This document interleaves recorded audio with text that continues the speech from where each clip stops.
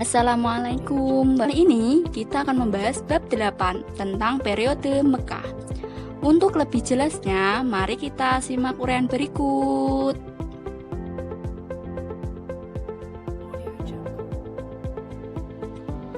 Selanjutnya adalah ajaran Islam periode Mekah.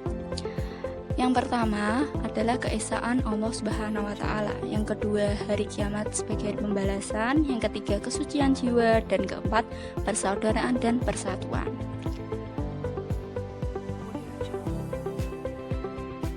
Strategi dakwah Rasulullah periode Mekah. Strategi dakwah Rasulullah ada dua. Yang pertama adalah dakwah secara sembunyi-sembunyi. Yang kedua adalah dakwah secara terang-terangan.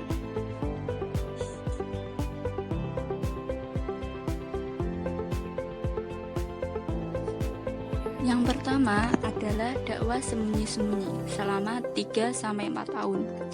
Pada masa ini, Rasulullah SAW hanya berdakwah dengan kerabat dekat seperti sahabat dan orang-orang yang masuk pertama disebut as-sabiquna awalun.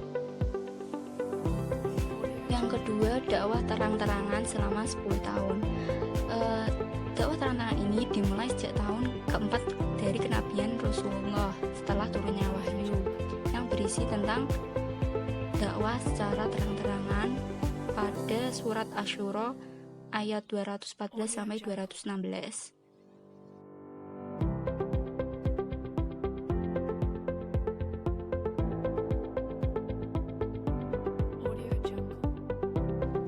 Dakwah Rasulullah SAW terhadap penduduk Yasrib atau Madinah.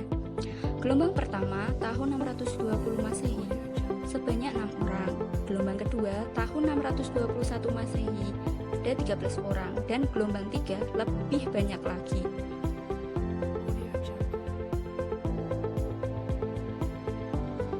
Lebih jelasnya kita tonton video berikut ini ya. Jangan lupa menontonnya. Bayangkan, kamu berada di masa saat Islam belum berkembang. Banyak berhala yang berdiri di sekitar Ka'bah. Kaum-kaum di sana pun senantiasa menyembah berhala-berhala itu. Saat itu, Nabi Muhammad tengah berusia 40 tahun ketika ia menerima wahyu pertamanya. Seperti biasa, Nabi Muhammad sedang menyendiri di Gua Hiro. Kemudian datanglah malaikat Jibril sambil berseru, "Bacalah!" Nabi pun menjawab, "Aku tidak bisa membaca." Kemudian malaikat Jibril mengulang-ulang kalimat tersebut dan jawaban yang sama pun keluar dari mulut Rasulullah. Sampai akhirnya malaikat Jibril menyampaikan wahyu yang berisi surat Al-Alaq ayat 1-5.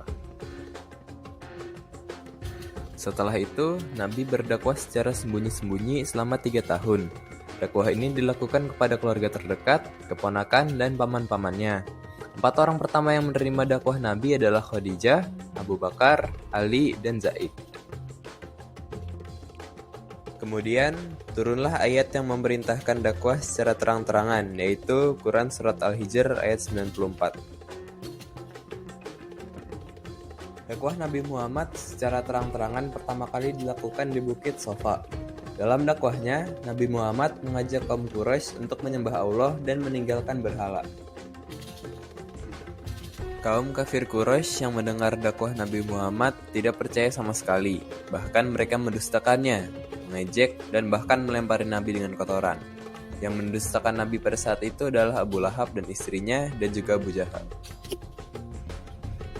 Banyak penduduk Mekah yang menentang dan memusuhi Rasulullah pada masa-masa awal. Ada banyak alasan dan motif yang mendasari mengapa mereka tidak mau masuk Islam, mulai dari masalah teknologi, kedudukan sosial, hingga masalah ekonomi.